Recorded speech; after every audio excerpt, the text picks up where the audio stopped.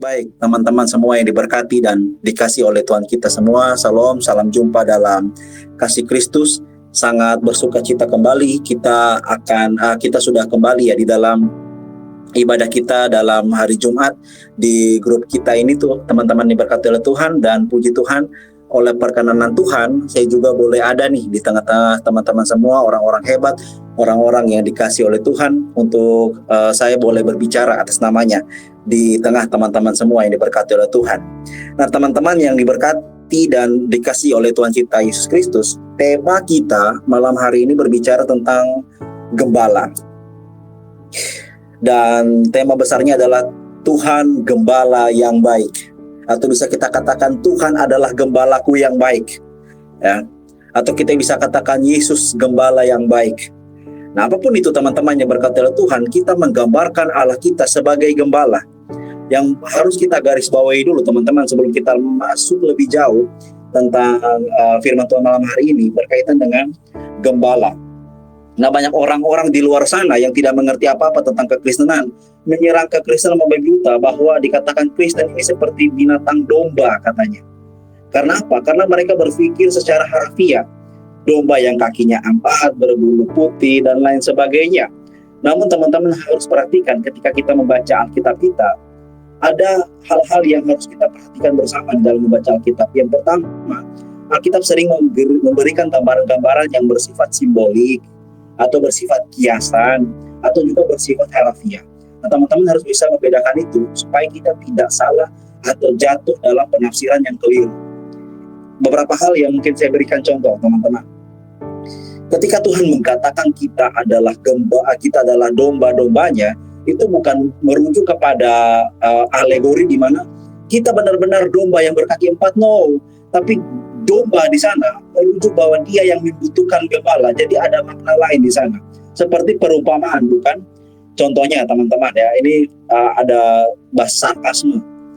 Biasanya kalau ada orang-orang yang marah kepada orang lain, mereka kan mengatakan dengan kata kasar. Contohnya ya, ada orang yang lambat contohnya dalam bekerja. Lalu ada yang marah, kamu ini kerjanya lama sekali, kamu ini seperti penyu. Nah, ketika dikatakan dia seperti penyu, apakah dia artinya punya tempurung, punya spiritnya atau dia bisa berenang? No, penyu di sana hanya menggambarkan karena kelambatannya. Nah, itu hal-hal yang harus kita perhatikan teman-teman untuk kita mengerti bahwa domba di sini bukan berarti kita adalah binatang domba ya teman-teman. No, tapi domba di sini adalah merujuk bahwa dia yang mempunyai gembala, dan domba di sini dia yang membutuhkan gembala. Nanti kita akan belajar lebih dalam tentang domba dan juga gembala. Nah, alangkah lebih baiknya teman-teman diberkati oleh Tuhan, kita akan membuka kebenaran firman Tuhan malam hari ini sebagai dasar ayat kita. Saya bagikan layar, teman-teman bisa melihat ya.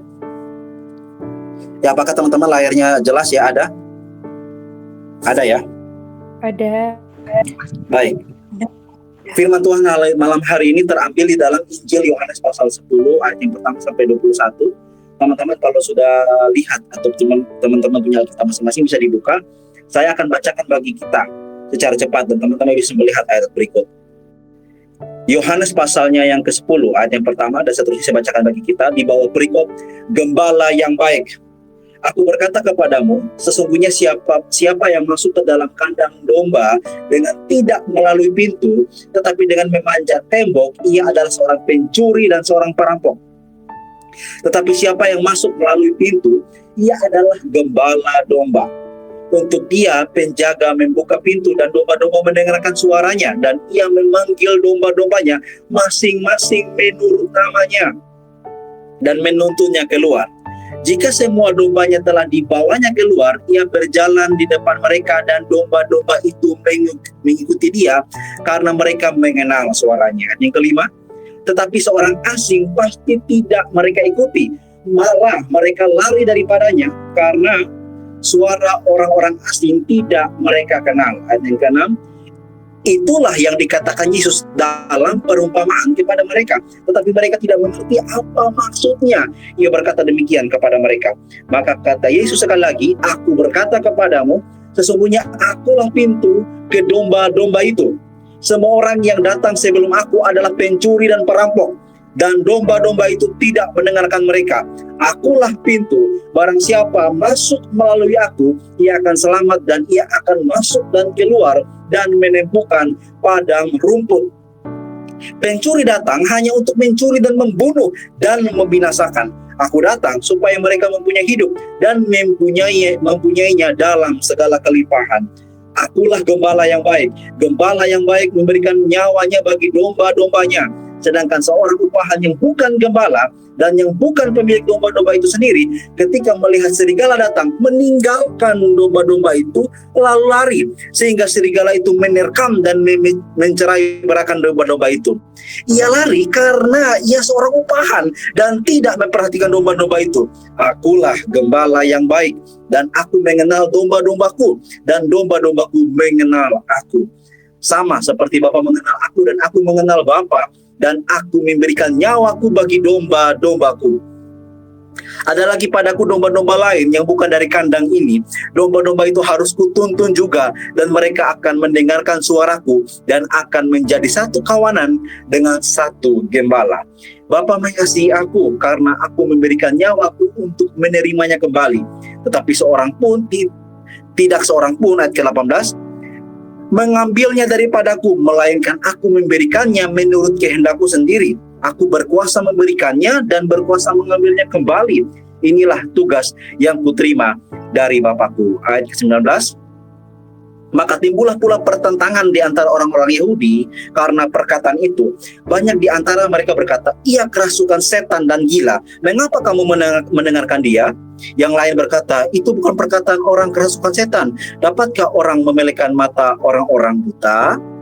Demikian jauh pembacaan firman Tuhan, teman-teman yang diberkati Tuhan. Dan yang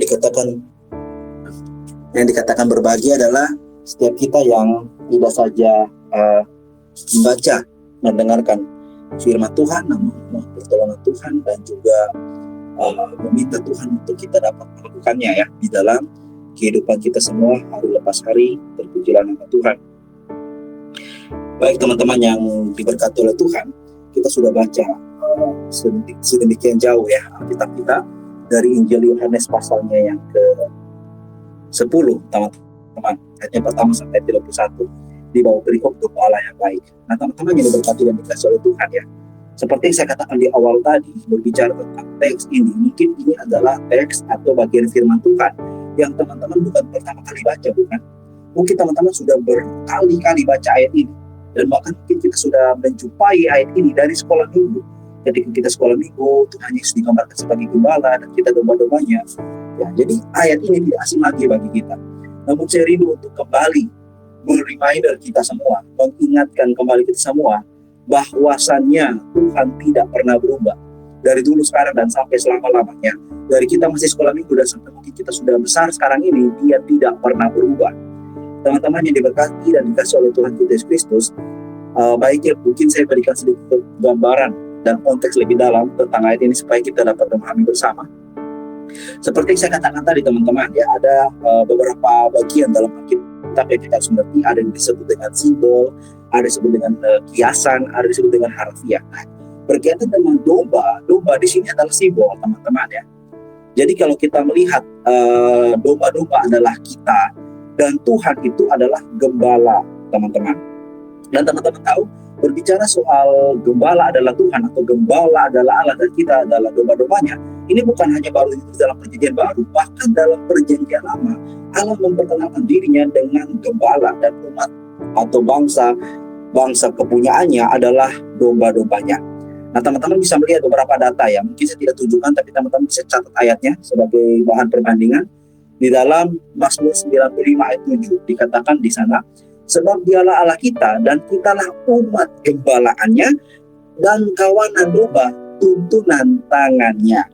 Dalam Yesaya 40 ayat 10 dan 11 dikatakan, lihat, itu Tuhan Allah, ia datang dengan kekuatan dan dengan tangannya ia berkuasa. Lihat, mereka yang menjadi upah jeripayanya ada bersama-sama dia, dan mereka yang diperolehnya berjalan di hadapannya. Seperti ayat ke-11, seperti seorang gembala yang menggembalakan kawanan ternaknya, dan menghimpunkan dengan tangannya anak-anak domba di pangkunya, induk-induk domba dituntunnya dengan hati-hati. Nah, jadi beberapa data, terlalu banyak teman-teman, tapi dua hal itu menjadi gambaran bagi kita bahwa memang Allah sudah memperkenalkan dirinya sebagai gembala kepada umat-umatnya. Nah, ternyata teman-teman yang diberkati oleh Tuhan, dalam perjanjian lama, Allah kita, ya, yang kita sembah dan yang dikenal sebagai Yahweh dalam perjanjian lama itu sering digambarkan sebagai gembala, teman-teman. Dan bangsa dan umat kepunyaan Allah itu digambarkan sebagai domba-domba. Tadi terlalu banyak data, dan mungkin saya sedikit bagikan beberapa data lagi. Contohnya yang terkenal nih di dalam Mazmur 23. Engkau dombaku, Tuhan adalah gembalaku, takkan kekurangan aku. Atau juga di dalam contohnya teman-teman Mazmur 77:21 dikatakan, Engkau telah menuntun umatmu seperti kawanan domba dengan perantaran Musa dan Harun. Lalu teman-teman diberkati oleh Tuhan, Mazmur 79:13, Hai gembala Israel, pasanglah telinga, engkau menggiring Yusuf sebagai kawanan domba, dan seterusnya dan seterusnya. Terlalu banyak data, tapi nanti mungkin lebih baiknya setelah ini saya bisa kirim materinya teman-teman supaya bisa langsung belajar sendiri atau lihat, karena kalau saya paparkan semua waktu kita tidak cukup. Yang inti dari teks ini adalah teman-teman diberkati oleh Tuhan tentang gembala yang baik dari perikopnya. Dan teman-teman yang diberkati oleh Tuhan, dari teks yang kita baca itu menggambarkan gembala yang benar-benar gembala adalah seperti ini. Seperti bagaimana kalau kita melihat, ya, Tuhan mengatakan bahwa sebelum dia datang, yang ada itu hanya perampok dan pencuri. Dan dia menggambarkan gembala yang benar itu masuk dari pintu, bukan panjat tembok seperti perampok. Teman-teman angkat, ini memberikan perumpamaan supaya orang mengerti. Tapi nyatanya tadi orang tidak mengerti loh. Bahkan perumpamaan yang begitu sederhana, orang-orang waktu itu tidak mengerti apa maksudnya. Bahkan orang-orang bilang dia gila. Tapi teman-teman diberkati oleh Tuhan, inilah kasih karunia Allah, di mana Allah benar-benar memberikan kita hikmat, sehingga bagaimana kita memahami apa maksud yang Tuhan katakan tadi dalam Yohanes pasal 10 tadi. Teman-teman diberkati oleh Tuhan, sebelum kita masuk ke dalam bagaimana gembala itu begitu kuat dan gembala itu begitu mengasihi, kita melihat sedikit tentang domba dulu, teman-teman. Beberapa hal yang digambarkan atau mencirikan domba, ada beberapa hal yang saya catat di sini, teman-teman. Yang pertama, teman-teman diberkati oleh Tuhan, domba itu sangat tergantung dan sangat membutuhkan gembala. Kenapa? Ada beberapa hal yang menjadi alasan kenapa domba sangat bergantung kepada gembala. Yang pertama, domba itu bodoh, teman-teman, dan sangat mudah tersesat. Teman-teman, kenapa kalau misalkan kita bandingkan, ya, penggembala domba dan penggembala bebek itu beda. Kalau penggembala bebek itu di belakang, teman-teman. Tapi kalau penggembala domba itu di muka. Supaya apa? Domba tuh lihat gembalanya di muka. Tapi kalau gembalanya tidak ada di muka, lalu domba tiba-tiba tidak melihat gembala, mereka bisa hilang dan lari entah kemana-mana. Dan akhirnya bisa tersesat. Artinya yang pertama, mereka membutuhkan gembala, teman-teman. Karena domba ini adalah binatang yang sangat mudah tersesat.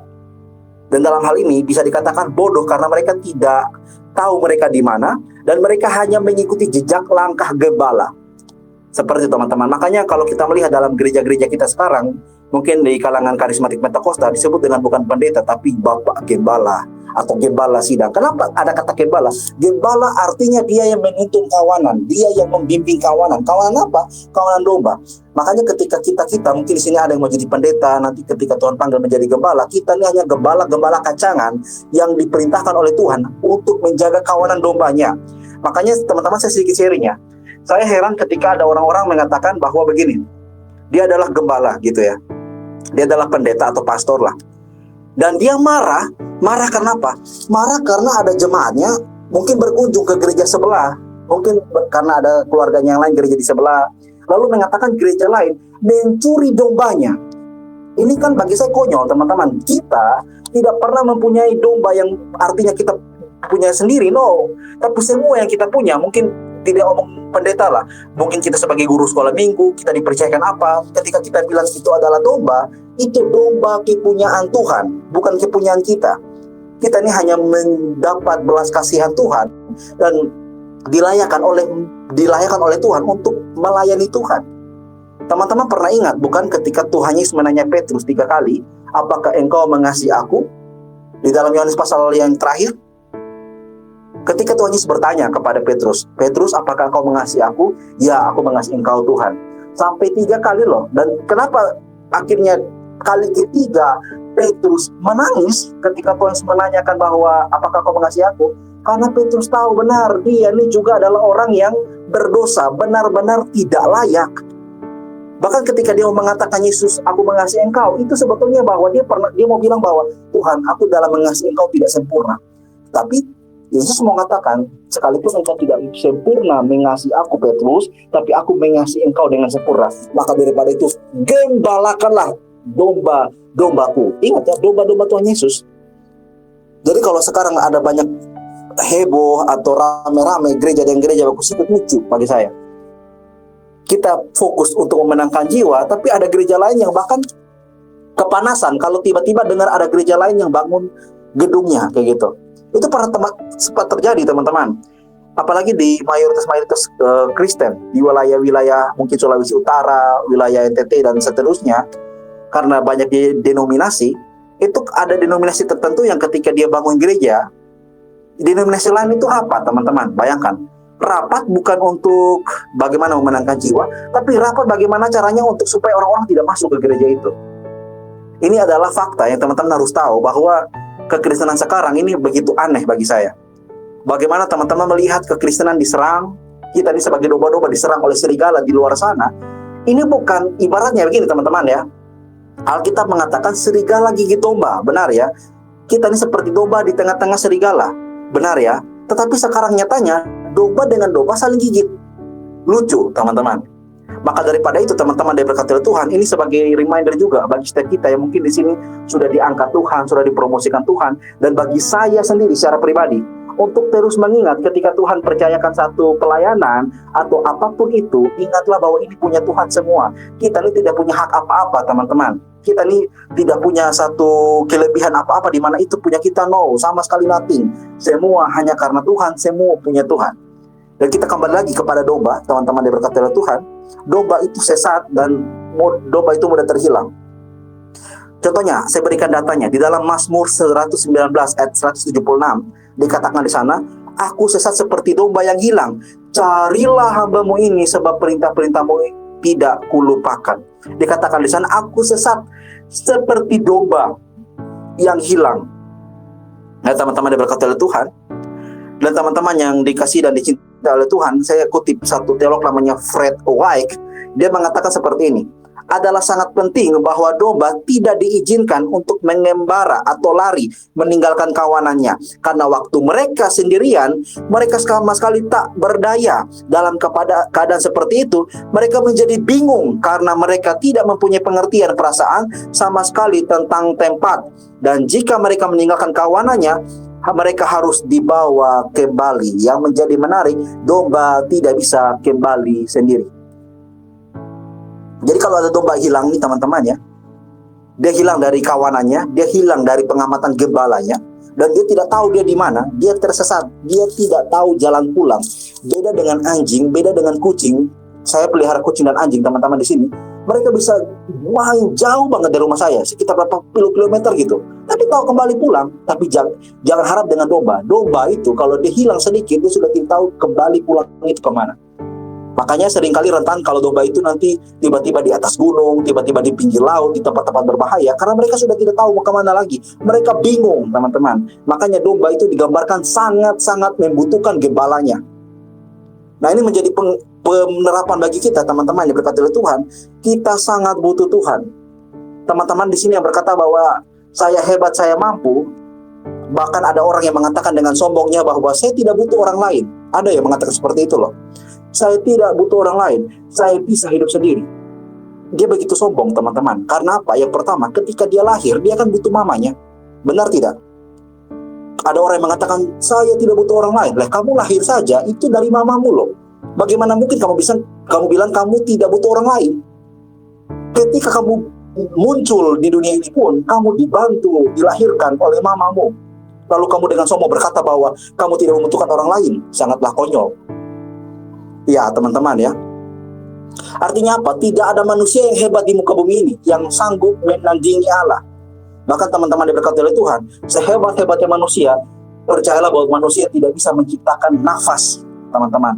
Teman-teman boleh lihat dengan zaman sekarang di beberapa bagian belahan benua mungkin Amerika dan Eropa yang sudah boleh menerapkan penciptaan terhadap robot, tapi tidak bisa menciptakan namanya kehidupan dan nafas. Karena apa? Sumbernya dari Allah. Sehebat-hebatnya manusia, manusia tidak mampu melampaui Allah. Dan tetap manusia itu digambarkan seperti domba. Domba yang terhilang, domba yang tersesat, atau domba yang mudah bingung dan sangat membutuhkan gembalanya. Jadi teman-teman bisa perhatikan ya, bahwa domba ketika tersesat, dia tidak tahu jalan pulang. Dan satu lagi teman-teman, ada tulisan yang menarik dari seorang teolog namanya Adam Clark. Dia mengatakan seperti ini.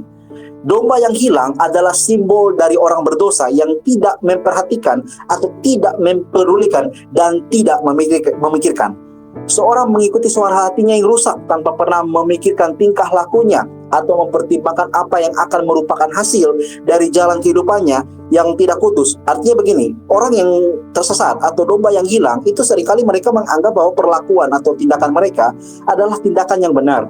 Jadi seperti ini teman-teman, saya berikan contoh sederhana. Ketika kita terhilang dari hadapan mata Tuhan, kita adalah orang yang sudah jatuh dan tenggelam dalam dosa.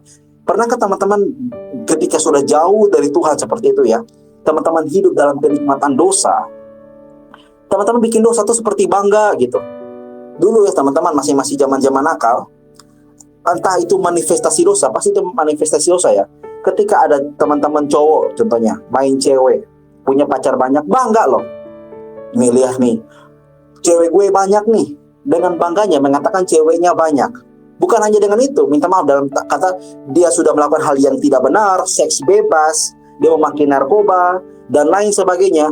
Itu hal-hal yang tidak benar, yang dosa, dan dalam artian tidak dibenarkan di hadapan Allah, tapi dibanggakan dan dipamerkan di muka umum, dan mengatakan dia hebat. Nah, dosa seperti itu. Iblis menipu kita dengan menganggap kita adalah hebat ketika kita berdosa. Padahal teman-teman, Wahyu bilang kita ini seperti jemaat di Laodikia. Kita adalah orang yang miskin, telanjang, dan melarat. Benar-benar melarat dan benar-benar miskin dan benar-benar telanjang. Benar-benar sangat kasihan dan memprihatinkan. Ya, kita benar-benar orang yang sangat memprihatinkan sekali. Makanya apa teman-teman diberkati oleh Tuhan? Ketika kita boleh menjadi besar, ketika kita boleh dilayakkan melalui Tuhan, semuanya karena belas kasihan, mercy, kasih karunia. Ulang-ulang saya tekankan dalam setiap pemberitaan firman Tuhan yang kiranya Tuhan percayakan untuk saya bawakan. Selalu saya katakan dan tekankan, semua karena belas kasihan Tuhan. Belas kasihan Tuhan, belas kasihan Tuhan. Hanya karena belas kasihan Tuhan, teman-teman. Kita ini sebetulnya adalah orang yang mendapat kemurahan dan belas kasihan. Kita ada orang-orang yang sebetulnya tidak layak, tidak pantas mendapatkan karunia yang begitu besar. Tapi kalau saya dan teman-teman hari ini boleh berkumpul malam hari ini dalam ibadah malam hari ini dan menyerukan nama Yesus adalah Tuhan Gembalaku, kita adalah orang-orang yang tidak pantas dan dipantaskan oleh Allah. Karena apa? Karena teman-teman tahu 2000 tahun lalu Yesus namanya, dia sudah mati dan bangkit. Dia mati lebih dahulu teman-teman. Untuk siapa? Untuk saya dan teman-teman. Untuk gantikan saya dan saudara. Supaya kita semua yang terhilang, kita semua yang telanjang, miskin dan melarat, dan yang harusnya binasa selama-lamanya, namun diselamatkan dengan cinta yang besar oleh Allah kita. Amin teman-teman. Terlalu sangat luar biasa Allah kita. Jadi saya sangat prihatin ketika ada orang meninggalkan Yesus tercinta hanya karena uang, meninggalkan Yesus tercinta hanya karena cinta, meninggalkan Yesus tercinta hanya karena popularitas, meninggalkan Yesus tercinta hanya karena uang. Yang semuanya ada limitnya, semuanya ada batasnya, dan semua tidak mungkin mengikuti kita sampai lubang kubur, teman-teman. Tapi bagaimana kasih karunia Allah yang begitu besar mendampingi kita, menyertai kita, dan memberikan kita kepastian keselamatan. Hai Yeriko Napa Merah, engkau selamat, dan engkau akan berjumpa dengannya di rumah Bapa yang dia telah sediakan. Atau siapapun nama teman-teman, sebutkan nama teman-teman, bahwa engkau adalah orang yang pasti selamat, karena Kristus telah mati bagi saya dan teman-teman, bagi saya dan saudara, dan kematiannya membawa kita kepada kebangkitan yang besar. Kebangkitan Kristus membawa kita kepada kemuliaan yang besar, di mana kita yang tidak berharga, kita yang sudah rusak oleh dosa, namun karena belas kasihan Tuhan tadi, kita menjadi orang yang benar, bukan karena kita, tapi karena Tuhan yang telah kita terima di dalam hati kita. Dan kita melihat di sini kembali teman-teman yang diberkati oleh Tuhan, tentang bagaimana domba sangat membutuhkan gembalanya. Dan yang berikutnya teman-teman yang diberkati dan dicinta oleh Tuhan, Saya berikan beberapa poin lagi tentang Alkitab berulang kali menunjukkan keadaan yang menyedihkan dari domba tanpa gembala. Saya berikan ayatnya teman-teman. Dalam Matius 9 ayat 36 dikatakan di sana, melihat orang banyak itu, tergelaklah hati Yesus oleh belas kasihan kepada mereka karena mereka lelah dan terlantar seperti domba yang tidak bergembala. Orang yang terlantar, orang yang melarat itu dikatakan seperti domba yang tak berpenggembala atau tidak bergembala. Jadi orang-orang yang melarat, orang-orang yang seperti Yesus lihat yang membutuhkan pertolongan Yesus, mereka itu seperti domba-domba yang tidak ada gembala, begitu. Yang sakit, yang luka, yang tidak sembuh, mereka itu seperti orang yang tidak ada gembala. Digambarkan di sana. Bahkan dalam Markus 6 ayat 34 dikatakan, ketika Yesus mendarat, ia melihat sejumlah besar orang banyak, maka tergeraklah hatinya oleh belas kasihan kepada mereka, karena mereka seperti domba yang tidak mempunyai gembala. Teman-teman diberkati oleh Tuhan, belas kasihan kepada mereka, orang-orang yang datang kepada Tuhan waktu itu dengan segala macam pengeluhan, mereka seperti orang yang tidak ada gembala, domba yang tidak ada gembala. Jadi Alkitab mencatat bahwa orang-orang yang melarat, orang-orang yang sakit, orang-orang yang betul-betul buta dan lain sebagainya, mereka itu seperti domba-domba yang tidak ada gembala. Ya. Dan bahkan teman-teman yang diberkati, yang dikasih oleh Tuhan, satu bagian lain dalam Perjanjian Lama, 1 Raja-Raja 22 ayat 17, teman-teman mungkin bisa catat dan selengkapnya nanti setelah ini bisa saya bagikan materinya untuk kita semakin diberkati oleh Tuhan. Dikatakan di sana, lalu jawabnya, telah kulihat seluruh Israel bercerai-berai di gunung-gunung seperti domba-domba yang tidak mempunyai gembala. Jadi orang yang tercerai-berai, orang yang terpisah-pisah, penuh kontroversi, itu adalah itu adalah domba-domba yang tidak mempunyai gembala. Dalam Raja-Raja katakan. Ya, jadi teman-teman yang diberkati oleh Tuhan, yang berikutnya Alkitab dengan jelas mencatat bahwa ketika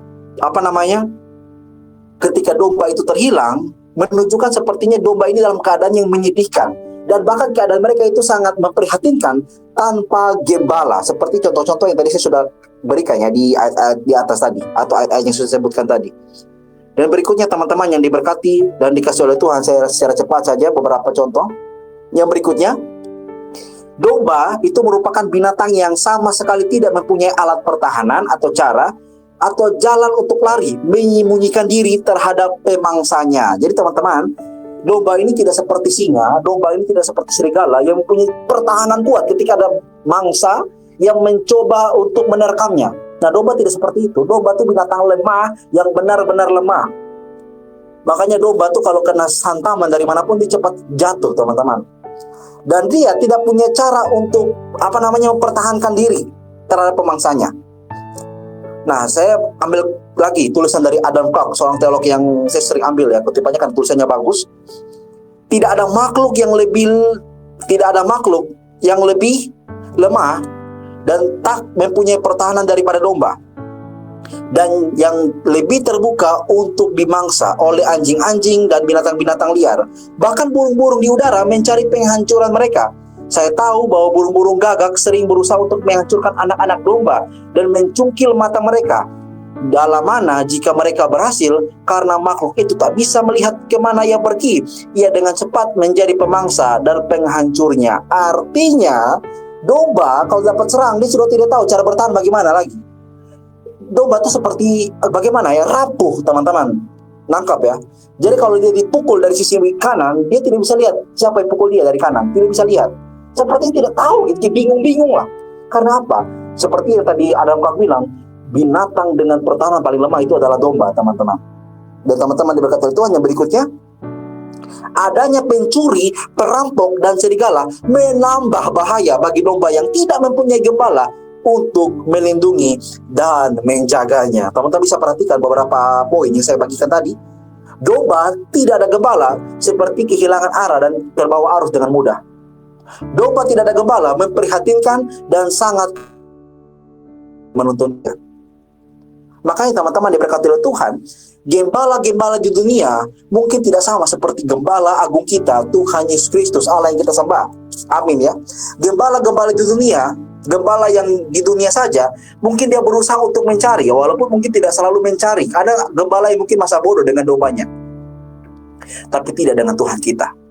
Kita digambarkan sebagai domba karena memang kita mempunyai hal-hal yang seperti domba yang lemah, yang tidak bisa berbuat apa-apa, yang mudah tersesat. Inilah yang saya katakan dengan simbol, bukan harafiah. Jadi kalau ada orang-orang yang ad hominem di luar sana yang menyerang kekristenan membabi buta dan tidak tahu konteks, mereka salah besar. Dan kita lihat di sini teman-teman yang berkati oleh Tuhan, domba seperti itu tadi. Bagaimana ketika tanpa gembala dan tanpa adanya Tuhan, sudah tidak bisa berbuat apa-apa. Dan yang menarik nih teman-teman yang diberkati oleh Tuhan, bahwa Tuhan Yesus sering mengatakan dia adalah atau aku adalah. Kalau teman-teman memperhatikan Alkitab kita, ada 7 perkataan aku adalah yang besar dalam Alkitab kita. Nah, yang pertama teman-teman yang kita belajar hari ini kan adalah aku gembala yang baik. Seperti itu teman-teman. Tapi teman-teman yang diberkati oleh Tuhan, beberapa bagian yang lain, Tuhan Yesus sering mengatakan akulah, akulah, akulah. Nah, kalau kita bisa melihat teman-teman diberkati oleh Tuhan, contohnya aku adalah kebangkitan dan hidup. Aku adalah kebangkitan dan kehidupan, atau aku adalah jalan kebenaran dan hidup, atau aku adalah pokok anggur, atau aku adalah pintu. Merujuk apa sih sebetulnya itu artinya? Merujuk bahwa hanya Tuhan Yesus menjadi sumber, menjadi yang utama, menjadi satu tujuan atau pokok yang harus kita capai bersama-sama. Atau dalam artian bahwa Yesus menjadi satu-satunya harapan atau jalan atau kehidupan, dan di dalam dialah yang memberikan kita kehidupan dan sumber itu sendiri. Artinya dia adalah sumber itu sendiri. Dan teman-teman diberkati oleh Tuhan, ketika kita sudah melihat bagian-bagian ini tentang domba-domba yang begitu kasihan ketika tanpa gembalanya, saya mau tekankan di sini ada poin yang saya catat adalah bahwa gembala agung, gembala kita Tuhan Yesus Kristus, dia adalah gembala yang benar-benar mencintai kita, sangat-sangat mencintai kita. Teman-teman mungkin pernah melihat ilustrasi di TikTok, ada domba yang sudah terjatuh dalam lumpur, lalu gembala berlari seakan-akan mendapatkan domba. Lebih daripada itu teman-teman, Yesus yang kita sembah, dia bukan hanya mencari kita, tapi ketika dia sudah tahu kita jatuh dalam dosa dan akan mati, dia rela gantikan kita dan mati bagi kita teman-teman. Teman-teman harus berpikir bahwa Tuhan yang kita sembah, cintanya bagi kita tidak main-main loh. Sebutkanlah dalam hidup teman-teman, siapakah orang yang paling mencintai teman-teman di sini? Orang tua kah? Pacar kah? Keluarga kah? Atau siapakah? Teman-teman harus perhatikan bahwa tidak ada cinta yang lebih besar dibandingkan cinta Yesus bagi saya dan saudara. Tidak akan ada. Tidak akan ada. Bahkan cinta yang Yesus berikan kepada kita, atau kasih yang Allah berikan kepada kita, yakni kasih agape, kasih yang murni, kasih yang tulus, yang memberi tanpa meminta balasan. Kasih di dunia ini kan hanya berpatok kepada 3. Ada kasih storge, kasih hubungan antara keluarga, kasih fileo atau fileo, kasih antar sahabat. Yang dimana itu selalu menuntut ada pemberian sedikit lah. Minimal gue kasih apa, lu kasih itu deh. Minimal gue kasih apa gitu, aku kasih apa, kamu kasih apa gitu. Ada seperti meminta balasan. Mungkin walaupun kita tidak minta balasan, tapi kan ada harapan. Atau apalagi kasih eros, kasih nafsu tuh. Tapi berbeda dengan Allah yang memberikan kita kasih agape, artinya kasih yang tulus, kasih yang memberi tanpa meminta balasan. Dan teman-teman tahu, ketika kita melayani, ketika kita berdoa, ketika kita menyerukan Injil, membawa kabar baik kepada setiap orang, apakah supaya kita menyogok Allah untuk masuk surga? No. Kita teman-teman diberkati oleh Tuhan melakukan semua ini karena ungkapan syukur kita kepada Tuhan. Kita sudah selamat teman-teman. Ya, ini saya sedikit berbagi juga ya, untuk supaya kita paham benar tentang iman Kristen kita, bahwa di dalam kekristenan teman-teman diberkati oleh Tuhan berbeda dengan pemahaman agama manapun. Orang-orang di luar Kristen, mereka mempunyai paham dan keyakinan bahwa ketika kita beramal, ketika kita berbuat baik, ketika kita mungkin bangun gereja, ketika kita mungkin bangun tempat ibadah, ketika kita bantu janda duda, fakir miskin, anak yatim piatu, kita lakukan hal-hal yang baik, itu seakan-akan membuat kita mampu untuk sampai kepada surga, atau kita seperti menyogok Allah bahwa semua ini mampu untuk membawa kita kepada surga. Apakah seperti itu? No. Teman-teman diberkati oleh Tuhan, yang menarik adalah bahwa kita sebagai orang yang berdosa, Yesaya katakan kesalehan kita seperti kain kotor, kain cemar, atau dalam artian minta maaf, kain pembalut wanita zaman itu. Benar-benar najis kesalahan kita di luar Tuhan Yesus. Bahkan dalam Roma pasal 3 dikatakan tidak ada yang berbuat baik seorang pun tidak di luar Tuhan Yesus, teman-teman. Tapi bagaimana ketika kita boleh diterima, bagaimana kita berbuat baik dan akhirnya itu semua boleh menjadi dampak untuk kemuliaan Allah, itu karena apa? Karena Tuhan Yesus lebih dahulu yang menyelamatkan kita. Dan perbuatan-perbuatan baik kita itu bukan supaya untuk kita selamat, tapi karena kita lebih dahulu sudah diselamatkan, maka perbuatan-perbuatan baik itu sebagai ungkapan syukur, sebagai respon kita akan kasih karunia Tuhan yang Tuhan sudah berikan bagi kita. Jadi teman-teman yang berkati dan dikasih oleh Tuhan, ya pembelajaran kita malam hari ini ya mungkin sudah terlalu panjang, namun hal-hal yang mungkin secara sederhana yang saya bagikan kepada teman-teman malam hari ini, ya. Yang pertama, ketika berbicara Tuhan adalah gembala yang baik, Tuhan yang adalah gembala yang baik, Dia benar-benar akan mencari teman-teman kemanapun teman-teman pergi. Ketika teman-teman hilang dari kawanan-kawanan domba, teman-teman yang hari-hari ini mungkin aktif dalam pelayanan, teman-teman yang hari ini aktif dalam gereja, atau teman-teman yang aktif dalam ibadah di PS hari ini, lalu beberapa waktu kemudian teman-teman hilang, teman-teman sudah tidak lagi seperti ini, teman-teman mungkin jatuh dalam dosa, teman-teman mungkin sudah tidak sama seperti sekarang ini. Percayalah teman-teman, orang-orang lain tidak peduli dengan engkau. Siapapun mungkin tidak mempedulikan engkau mau kemana, tapi ada satu pribadi namanya Yesus Kristus Tuhan. Dia selalu mengikuti engkau dan Dia sangat mengasihi engkau, teman-teman. Dia sangat mencintai engkau dan Dia tidak mau engkau jatuh berulang-ulang kali. Seperti yang Yesus katakan, tentang bagaimana Dia meninggalkan 99 domba dan mencari satu domba yang terhilang. Ketika Dia menemukan domba yang hilang itu, Dia membawa kembali pulang, atau bahkan menggendong domba itu untuk bawa kembali pulang. Dan ketika sampai kepada rumah gembala atau rumah kawanan dombanya, Dia mengadakan satu pesta yang besar. Karena apa? Karena domba yang hilang, yang dia hilang dari kawanan itu telah ditemukan. Baiklah semua orang mengucap syukur karena domba yang datang itu, domba yang hilang itu sudah datang kembali. Nah teman-teman diberkati oleh Tuhan, mungkin pertobatan kita, mungkin kehidupan rohani kita, teman-teman diberkati oleh Tuhan, itu tidak diperhitungkan oleh orang lain. Seperti contohnya saya, ketika orang tahu kita adalah orang yang berdosa, atau saya adalah orang berdosa lah, orang hanya mengingat kamu tuh orang berdosa, kamu tuh orang yang tidak benar. Mereka hanya melihat kesalahanmu. Tapi teman-teman dengar baik, bahwa Yesus Kristus Tuhan, Dia begitu mencintai kita. Sebesar-besar apapun masa lalumu, atau kekelamanmu, atau dosa-dosamu, ketika engkau sungguh-sungguh datang padanya, mengambil waktu untuk mengakui segala dosamu, dan berkomitmen, dan memohon pertolongan Tuhan, untuk Tuhan tolong aku, untuk aku tidak lagi jatuh ke dalam dosa yang sama, maka Tuhan akan menolong kita. Dan teman-teman tahu, dan ketika kita sudah sungguh-sungguh percaya kepada Tuhan, Roh Kudus menolong kita, dan olehnya Roh Kudus memampukan kita untuk bisa melakukan buah-buah roh. Jadi teman-teman yang diberkati dan dikasih oleh Tuhan malam hari ini, satu hal yang menjadi kesimpulan adalah bahwa Tuhan terlalu baik, teman-teman. Kalau kita bilang makanan terlalu enak, lalu kita katakan nikmat mana yang engkau dustai, sekarang kita balikan, teman-teman. Ketika Tuhan sudah berikan kita anugerah mana yang mau engkau dustai lagi? Tuhan terlalu baik, teman-teman. Teman-teman bisa renungkan sendiri. Teman-teman belajar dari pengalaman hidup, bagaimana dari teman-teman masih kecil sampai sekarang, teman-teman mengingat betapa baiknya Tuhan. Tuhan baik itu bukan karena teman-teman kaya, no. Tuhan baik itu bukan gara-gara Tuhan kasih uang 100 juta kepada teman-teman, tidak, itu terlalu kecil. Tapi Tuhan baik karena teman-teman harusnya masuk neraka, teman-teman harusnya binasa, tapi teman-teman bisa mendapat kepastian keselamatan karena Dia mau mati. Dia mau mati bagi saya dan teman-teman, sehingga olehnya kita mendapat kepastian keselamatan. Dan benar-benar itu adalah harga yang besar. Jadi teman-teman diberkati itu harga kita, saya dan teman-teman, saya dan saudara-saudara, harganya bukan dolar, harganya bukan pound sterling, harganya bukan dolar, tapi harga saya dan saudara adalah harga darah Tuhan Yesus di atas kayu salib. Jadi kita mahal ya teman-teman. Kita tidak murahan, kita sangat mahal. Karena apa? Harga kita darah Tuhan Yesus di atas kayu salib.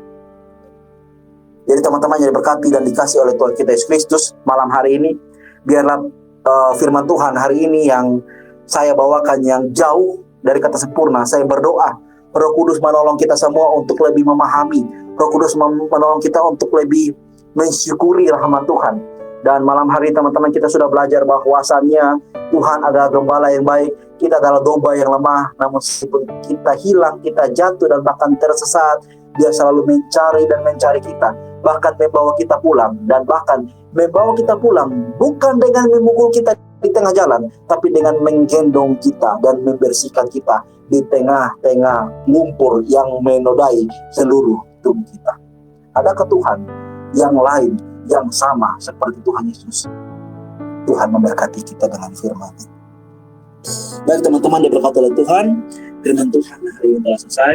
Mari kita sama-sama bersyukur dan berterima kasih kepada Tuhan dan berdoa. Mari kita berdoa.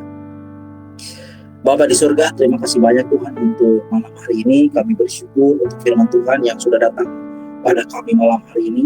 Kami bersyukur Tuhan bahwasanya Tuhan adalah gembala yang baik. Bukan hanya gembala Tuhan, lebih daripada itu Engkau menyebut kami adalah sahabat. Lebih daripada itu Tuhan, Engkau memanggil kami anak-anak-Mu Tuhan. Oh, betapa indah dan sucinya kasih-Mu Tuhan. Ketika kami adalah orang-orang yang berdosa yang tak layak dan tidak pantas, namun Engkau memberikan kepantasan dan kelayakan bagi kami Tuhan. Terima kasih banyak.